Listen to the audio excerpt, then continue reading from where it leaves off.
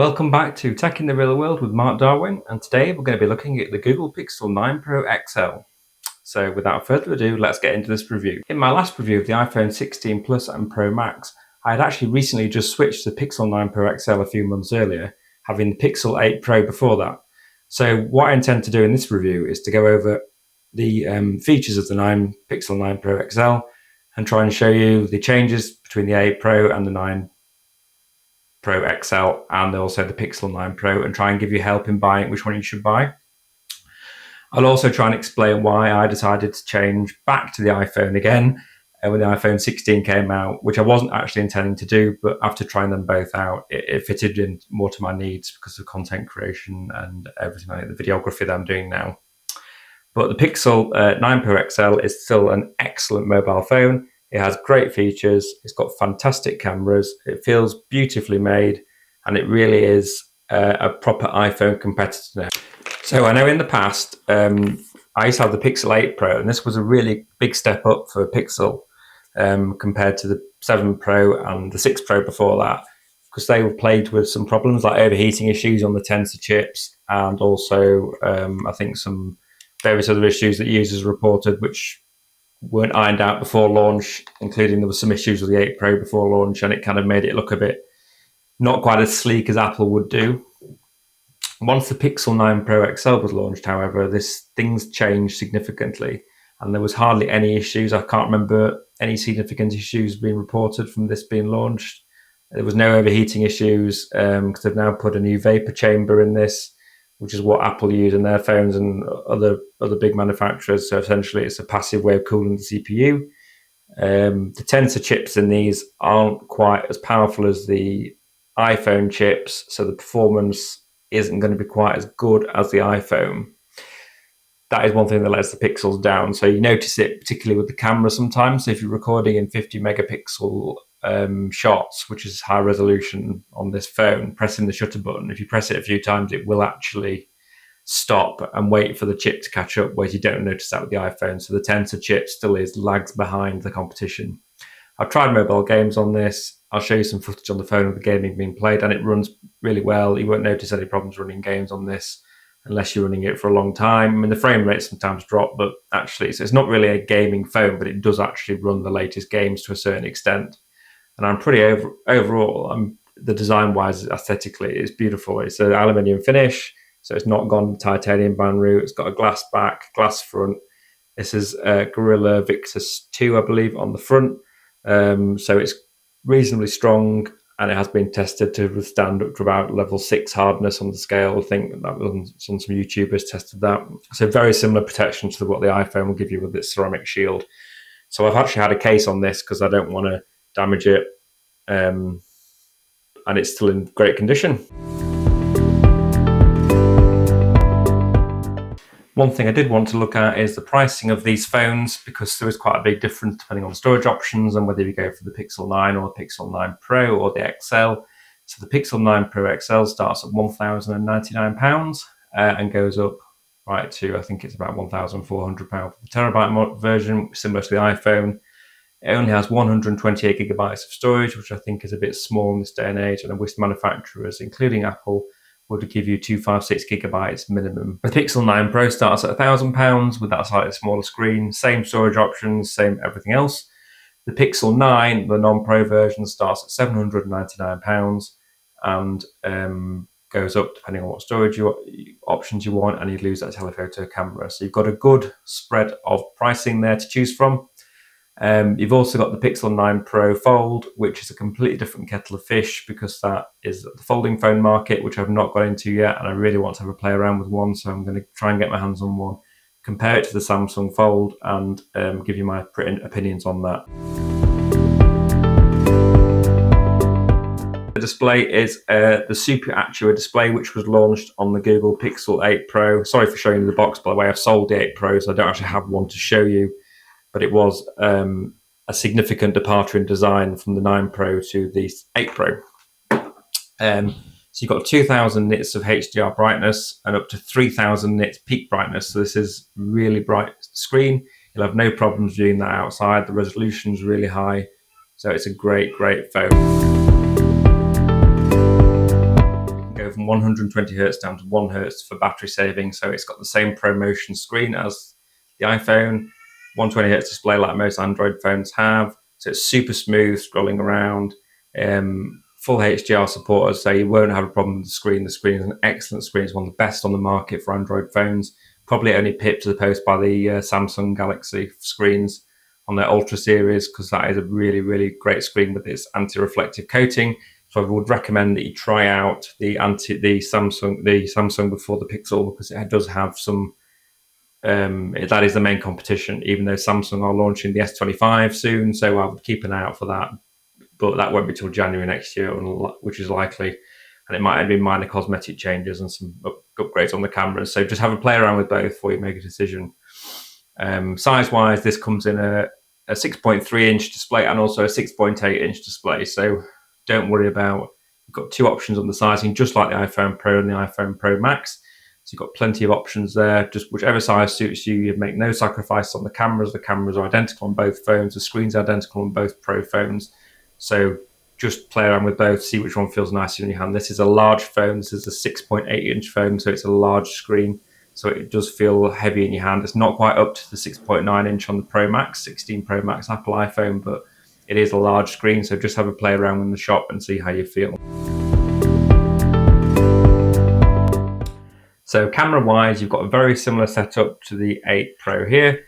They haven't changed much. You've got a 50 megapixel wide camera, you've got a 48 megapixel ultra wide camera, and then you've got a 50 megapixel, 48 megapixel telephoto camera on here. So they didn't really change the resolutions, but what they did do was just fiddle around, slightly tweaking it, like the aperture and stuff like that. And also they increased the HDR processing on it, so they made that better.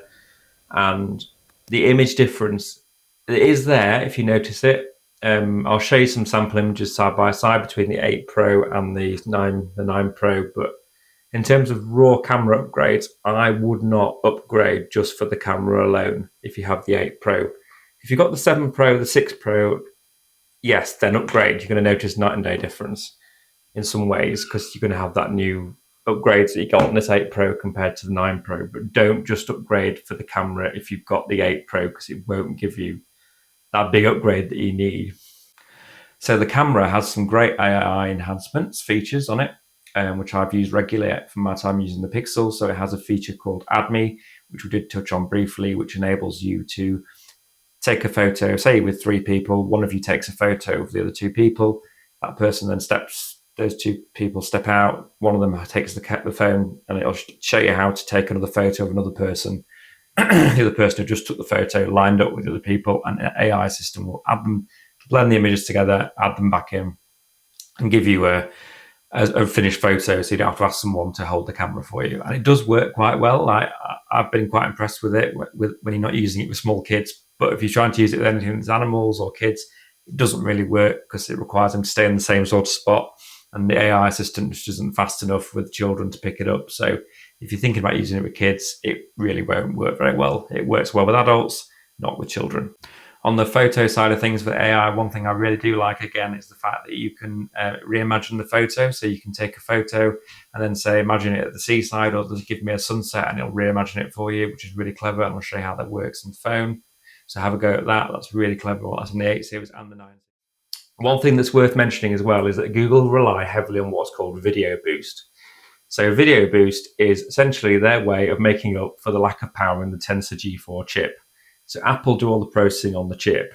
So if you're taking a 4K 60 video and you want to do it in HDR, it won't let you do it unless you do it in Video Boost. So it takes a background image of background video of like a raw file, and then that will upload it to Google's servers, and it will process it into 4K 60 HDR. And the results are really good. It just takes a bit of time, so it might take you an hour or two, and even longer some cases.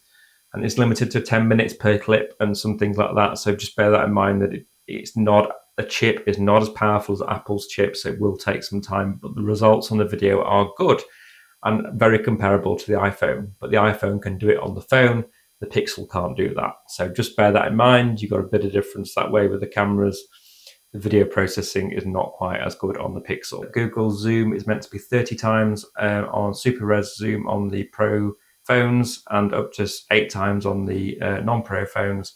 And I have to try and get out. I have to say that 30 times it just isn't usable. I know Samsung goes up to 100 times, and I've seen shots of that, and again, it's just not usable. So you're looking at maybe up to 10 to 15 times, and you're going to get a usable digital image from telephoto, but don't expect to be able to zoom in 30 times and actually work and be usable. Google's on Blur, which I'll show you some examples of on the screen, does work quite well, but it can look a bit artificial, so you can have a play around with that. And Zoom Enhance as well does the same thing. So just have a play around with those features and see if you get the result you want, but don't expect it to work miracles, and don't expect to be able to use it as a 30 times zoom, just like Samsung advertise 100 times on theirs. It isn't really something you would use realistically on an everyday basis. So one area of the cameras that has improved significantly over the A Pro and is better than the iPhone is this front camera here. This is now a 42 megapixel front module, so that's a lot better than the 12 megapixel camera on the iPhone.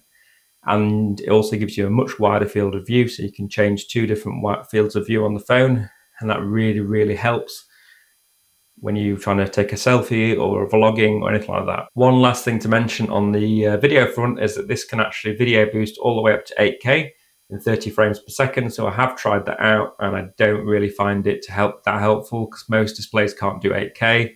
One of the big advantages Google presented at their pitch was that you could take stills, 33 megapixel stills from this. But again, the quality isn't that great from my experience. I can show you some examples of that, but I don't think it's worth buying the phone just for the 8K recording. Samsung have had 8K on their phone for a while now. iPhone haven't even bothered. I think there's a very limited market for 8K. I think it doesn't really matter. Very few people have 8K displays. 4K hasn't really even taken off yet. So don't buy the phone for that alone. You might see it as on the advertising as a big thing, but it's not really true 8K. It's just a video boosted 4K picture. And it is better actually to record in 4K 60 HDR on the video boost. That gives you the best quality and the best example of what the Pixel can do. One thing the Pixel Pro XL does, which is good, is has 45 watt fast charging, which I know some people have had problems getting to work. So I bought the official Google charger and it worked absolutely fine. I got really fast charging, and it's noticeably faster than the iPhone charging. And also, if you've got the Pixel stand, which I do have, it charges at 23 watts, I think it is, wireless charging, which is really quick. And you notice that speed, but only if you've got the Pixel stand, which is now being discontinued for some reason. Not quite sure what Google are going to do with that. Standard wireless charging QI standards, it supports QI2, I think it is. It goes down to, I think it's about 15 watts. It's not, or 7.5 watts in some cases. It's not a fast charger on the wireless side of things if you don't have the stand. So charging wise, you've got a faster charger than the iPhone. I do like the Google built-in VPN. I think that's a nice security feature to have, particularly when you're connecting to unknown Wi-Fi networks, and you can transfer sensitive information over these networks without having to worry because you're connected to a VPN. I know Apple do something similar with private relay, so you've got options on both phones. But to me, the Google option feels more secure. It just feels easier to implement, and it seems to work better from using both, and offers an extra layer of security. You now have ultrasonic fingerprint sensor in this phone, which is much quicker. If I can actually do it at this angle, but it is, I promise you, it is quicker than the optical sensor in the standard 8 Pro. Also, it's worth looking at the Pixel 9 series compared to just the Pros, because they lose the telephoto camera but have a lot of the same features. So if you're not bothered about telephoto, just as with the Apple's phones, then have a look at those, because they offer very similar image quality on the main camera to the actual Pro phones. So it maybe save you a couple of £100 if you look at those phones. It comes with lots of emergency features, just like crash detection, as the iPhone does. It's now got satellite built in, which doesn't actually work in the UK yet, but it should be coming. It's got all those emergency SOS alerts. It's even got earthquake alerts and everything. So iPhone, security-wise and everything like that, it's the same as the iPhone now. In terms of colours, so you've got this porcelain colour that it comes in, you've got the rose gold, which is really nice. You've got the hazel colour, and you've got Obsidian, which is their black colour. So all nice finishes on the Pros.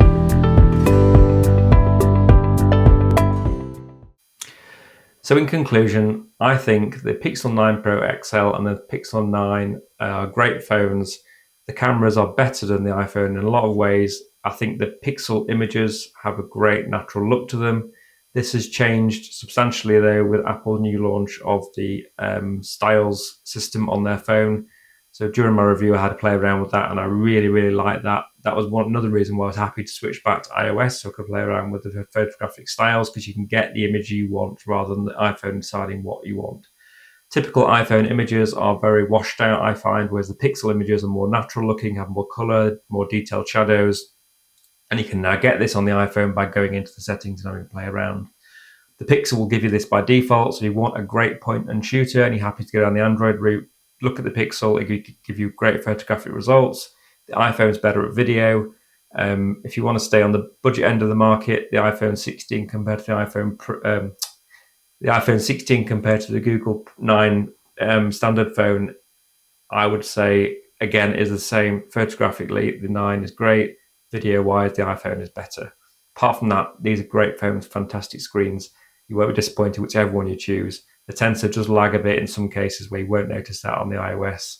So, but do bear in mind that you get a higher refresh rate on the Pixel 9 compared to the 16 without the non-Pro version. So that'll give you a smoother screen. So you kind of get a bit more for your money with the Google still. It used to be a huge gap where you get a lot more for your money, but now that isn't the case. So that's my conclusion. Thank you very much.